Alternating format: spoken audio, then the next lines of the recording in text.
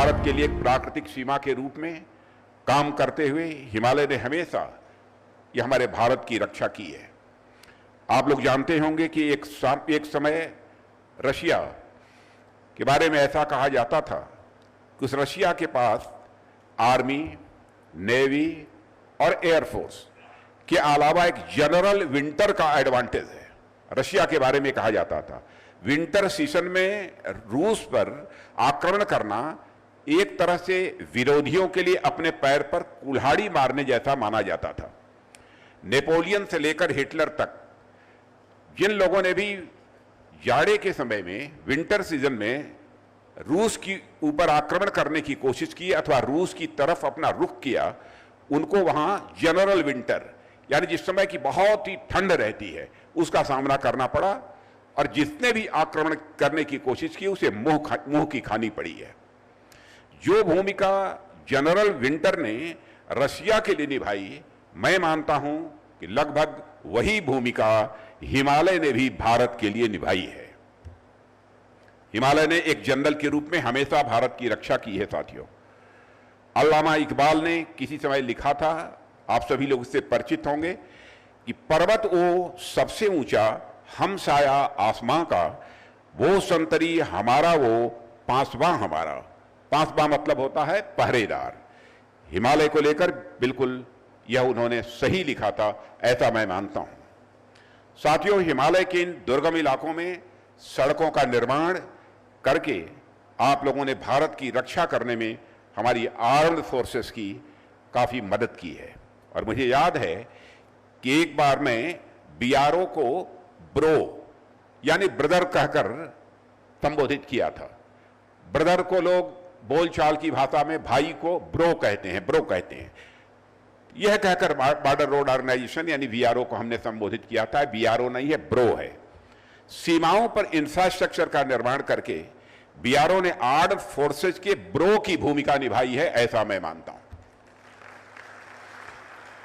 और जिस तरह से आप अपने कार्यों के माध्यम से सीमावर्ती इलाकों में इंफ्रास्ट्रक्चर डेवलपमेंट कर रहे हैं, वह भारत की सीमाओं को तो सुरक्षित बनाता ही है, साथ ही साथ इस क्षेत्र की सोशियो इकोनॉमिक डेवलपमेंट यानी सामाजिक आर्थिक विकास में भी अपनी बहुत ही महत्वपूर्ण भूमिका का निर्वाह कर रहा है। इसलिए यदि मैंने बॉर्डर रोड ऑर्गेनाइजेशन को ब्रो कहा था, तो मैं यह मानता हूं कि यह बिल्कुल सही था। आप सही मायनों में हमारे आर्म्ड फोर्सेज और भारत के लिए ब्रो हैं, यह मैं बॉर्डर रोड ऑर्गेनाइजेशन के संबंध में कहना चाहूंगा। और साथियों, मुझे बताया गया है कि आज 90 प्रोजेक्ट्स का इनॉग्रेशन हो रहा है, जिसमें अनेक रोड्स, ब्रिजेज, रनवेज, हेलीपैड्स और टनल शामिल हैं। और मुझे ध्यान आता है कि एक समय था जब बीआरओ के द्वारा किसी प्रोजेक्ट की शुरुआत की जाती थी तो सबसे पहले उस प्रोजेक्ट को शुरू होने में ही काफी लंबा समय लग जाता था, और यदि सौभाग्य से प्रोजेक्ट प्रारंभ में शुरू भी हो गया तो उसमें ऐसी कागजी अड़चनें भी आती थी कि उन्हें खत्म होने में एक बहुत लंबा समय लग जाता था। यानी बीआरओ के प्रोजेक्ट्स का इनॉग्रेशन लंबे अंतराल के बाद हुआ करता था। लेकिन अब तो मुझे आए दिन यह सुनने को मिल जाता है कि बॉर्डर रोड ऑर्गेनाइजेशन ने फला जगह पर प्रोजेक्ट की शुरुआत कर दी है, तो वही फला जगह पर प्रोजेक्ट कंप्लीट भी कर लिया है। यह जानकारी बराबर मिलती है। प्रोजेक्ट्स का इतनी तेजी से पूरा होना आप सभी कर्मयोगियों की मेहनत, लगन और हमारी सरकार की मोदी जी के नेतृत्व में जो पॉलिटिकल कमिटमेंट है, एक राजनीतिक जो प्रतिबद्धता है, उसका परिणाम मैं मानता हूं। और हमने बॉर्डर रोड ऑर्गेनाइजेशन के साथ मिलकर यह भी सुनिश्चित किया है कि देश की सुरक्षा और सीमावर्ती क्षेत्र में विकास को लेकर हम पूरी तरह से प्रतिबद्ध हैं। और आज जिस इफिशियंसी से आप लोग काम कर रहे हैं, बीआरओ के लिए कहना चाहता हूं, जिस इफिशियंसी से आप लोग इस समय काम कर रहे हैं और जितनी तेजी से प्रोजेक्ट्स को भी पूरा करने का काम कर रहे हैं, उसके लिए मैं आप सभी को तहे दिल अपनी हार्दिक बधाई भी देता हूं। इन प्रोजेक्ट्स के जल्दी खत्म हो जाने के कारण मुझे आप लोगों से जल्दी जल्दी मिलने का अवसर भी मिलता रहता है, और मैं इतनी बार आप लोगों के बीच आ चुका हूं। कभी डॉक्टर जितेंद्र सिंह जी बतला रहे थे, जुगल किशोर जी, कि अभी कुछ ही समय पहले आप यहां से थोड़ी दूर पर आए थे। मैं इतनी बार आप लोगों के बीच आ चुका हूं कि कई बार तो मुझे ऐसा लगता है कि अब आपके बीच आऊंगा तो मैं बोलूंगा क्या, क्योंकि हर बार कोई ना कोई बात बोल चुका हूं। मतलब मेरे शब्द कम पड़ जाते हैं बॉर्डर रोड ऑर्गेनाइजेशन के कार्यक्रमों में जब मैं आता हूं। साथियों, आप सभी देश के सीमावर्ती इलाकों में इंफ्रास्ट्रक्चर डेवलपमेंट का कार्य करते हैं। एक से बढ़कर एक कठिन दुर्गम जो इलाके हैं जहां पर पांव रखना भी लगभग या मुश्किल होता है, वहां भी आपने रोड्स, टनल, ब्रिजेस का जाल बिछा दिया है। लेकिन साथियों, मेरे हिसाब से आपकी यह सफलता मात्र इस बात पर में नहीं है कि आपने देश के दुर्गम इलाकों में कोई सड़क बना दी है या कोई बहुत बड़ा ब्रिज बना दिया है। निश्चित रूप से यह काम तो कठिन है ही, और यदि आप उस कठिन काम को पूरा करते हैं तो यह आपकी सफलता का ही एक मापदंड है, आपकी सफलता का ही एक मानक है। लेकिन सही मायने में आपकी सफलता इस बात के लिए नहीं है कि आप किस प्रोजेक्ट को पूरा कर देते हैं। आपकी असली सफलता तो यह है कि इतने दुष्कर और मुश्किल से दिखने वाले कामों को भी आपने अपनी मेहनत से बहुत आसान बना दिया है। अब देश के लोग बॉर्डर एरियाज में इंफ्रास्ट्रक्चर डेवलपमेंट को कोई बड़ी उपलब्धि नहीं बल्कि उसे नॉर्मल मानने लगे हैं, और किसी एम्बिशियस प्रोजेक्ट, महत्वाकांक्षी परियोजना को शुरू करना और उन्हें समय पर पूरा करना न्यू इंडिया का यह एक न्यू नॉर्मल बन चुका है, मैं ऐसा मानता हूं। जैसे साथियों, कोई न्यूरोसर्जन होता है, न्यूरोसर्जन, आप उसका काम देखिए कि न्यूरोसर्जन का काम यह कितना मुश्किल होता है। लेकिन जैसे जैसे वह अपने काम में एक्सपर्ट होता जाता है, उसके काम करने की गति, उसके काम करने की क्षमता यह बढ़ती जाती है। अपने शुरुआती समय में कोई न्यूरोसर्जन बामुश्किल एक दिन में कोई एक सर्जरी कर पाता है, लेकिन जैसे जैसे वह एक्सपर्ट होता है उसके लिए वह चीज़ बहुत ही आसान होती जाती है, और एक समय आता है कि वह एक दिन में 3-3, 4-4 सर्जरी करने लगता है। अब डॉक्टर जितेंद्र सिंह जी जानते होंगे कि इससे ज़्यादा भी कर पाता है कि नहीं कर पाता है। एक ताज़ा उदाहरण आप इसरो को अभी देख सकते हैं, जिसकी चर्चा डॉक्टर जितेंद्र सिंह जी ने की है। आप सभी जानते होंगे कि अभी हाल में ही इसरो ने शिव शक्ति पॉइंट पर सफल लैंडिंग कराकर चांद पर भी भारत का झंडा गाड़ दिया है। लेकिन एक समय वह भी था जब इसरो एक सैटेलाइट तक भी नहीं छोड़ पाता था। हम दूसरे देशों के पास जाकर अपने सैटेलाइट्स को लॉन्च करने के लिए आग्रह करते थे, लेकिन धीरे धीरे इसरो अपनी मेहनत व लगन से इस काम में इतनी ज्यादा एक्सपर्टीज हासिल कर ली है, इतना एक्सपर्ट बन गया है कि आज स्थिति पूरी तरह से बदल चुकी है। आज सैटेलाइट लॉन्च करना इसरो के लिए बिल्कुल बाएं हाथ का यह खेल बन गया है।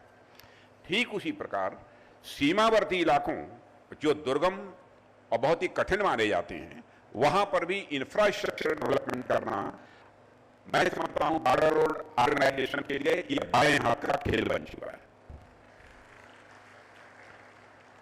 और आज आप सबकी यह मेहनत का ही यह परिणाम है कि आपने इस कठिन व मुश्किल से दिखने वाले काम को भी इतना आसान बना दिया है।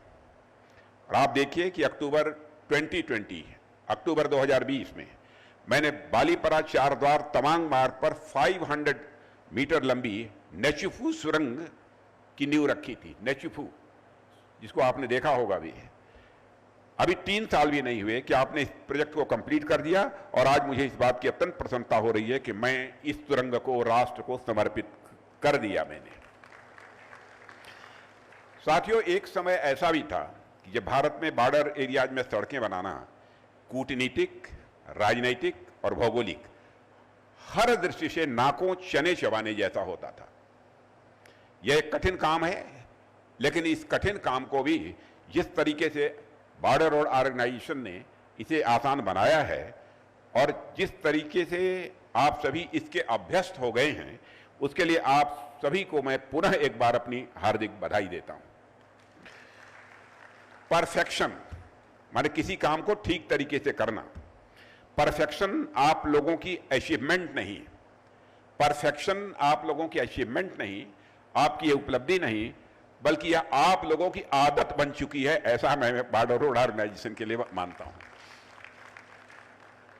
यह बॉर्डर रोड ऑर्गेनाइजेशन का अचीवमेंट नहीं है, बल्कि यह आप लोगों का स्वभाव बन चुका है, यह आदत बन चुकी है। यह कोई साधारण बात किसी ऑर्गेनाइजेशन के लिए नहीं कही जाएगी।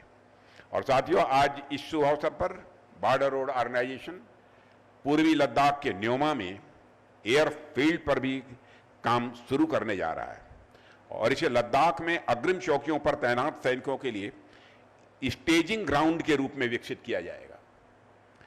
और यह दुनिया के सबसे ऊंचे हवाई क्षेत्रों में से एक होगा। पूरे ऊंचे हवाई क्षेत्रों में से एक होगा कि सबसे ऊंचा हवाई क्षेत्र होगा? सबसे ऊंचे हवाई क्षेत्रों में से एक होगा, जो हमारे सशस्त्र बलों के लिए एक गेम चेंजर जैसा होगा, ऐसी मेरी धारणा है। और मुझे पता चला है कि बॉर्डर रोड ऑर्गेनाइजेशन को हाल में ही शिंकुला सुरंग के निर्माण का भी यह काम सौंपा गया है, जो हिमाचल में लाहौल स्पीति को लद्दाख के जास्कर घाटी से यह जोड़ेगा। यह हिमाचल और लद्दाख के बीच ऑल वेदर कनेक्टिविटी प्रदान करेगा। और मुझे यह भी बताया गया है कि 15,855 फीट की ऊंचाई पर यह सुरंग स्थित है। दुनिया की सबसे ऊंची सुरंग होगी, जो बॉर्डर रोड ऑर्गेनाइजेशन द्वारा स्थापित एक और अनोखा यह नया रिकॉर्ड बनेगा, ऐसा मेरा विश्वास है। ऐसे अनेक प्रोजेक्ट्स हैं जिन पर काम करते हुए बॉर्डर रोड ऑर्गेनाइजेशन ने न सिर्फ नए रिकॉर्ड्स बना रहा है, बल्कि सीमावर्ती इलाकों में इंफ्रास्ट्रक्चर का भी डेवलपमेंट कर रहा है और राष्ट्र की सुरक्षा में अपना महत्वपूर्ण योगदान भी दे रहा है। साथियों, बॉर्डर एरिया में इंफ्रास्ट्रक्चर को बढ़ावा देना यह राष्ट्रीय सुरक्षा के लिए तो कारगर होता ही है, साथ ही साथ यदि कोई नेबरिंग कंट्री यानी हमारा कोई पड़ोसी देश हमारे साथ कोऑपरेशन की भावना रखता है, तो यह हमारे बीच की कनेक्टिविटी को भी यह बढ़ावा देता है। म्यांमार, भूटान आदि अनेक ऐसे देश हैं जहां पर बॉर्डर रोड ऑर्गेनाइजेशन ने सीमावर्ती इलाकों में इंफ्रास्ट्रक्चर बिल्ड कर हमारे बीच पीस एंड कोऑपरेशन को बढ़ाने में काफी सहायता की है। इसलिए सरकार में आने के बाद से ही अपने प्रधानमंत्री मोदी जी के नेतृत्व में हमने विशेष रूप से सीमावर्ती क्षेत्रों में विकासात्मक गतिविधियों को तेज किया है। और साथियों, आप सभी के प्रोजेक्ट्स यानी बॉर्डर रोड ऑर्गेनाइजेशन के प्रोजेक्ट्स और काम करने का तरीका, इसे मैं सिविल मिलिट्री फ्यूजन का भी एक बहुत बड़ा उदाहरण मानता हूं, एक बहुत बड़ी इसे मिसाल मानता हूं।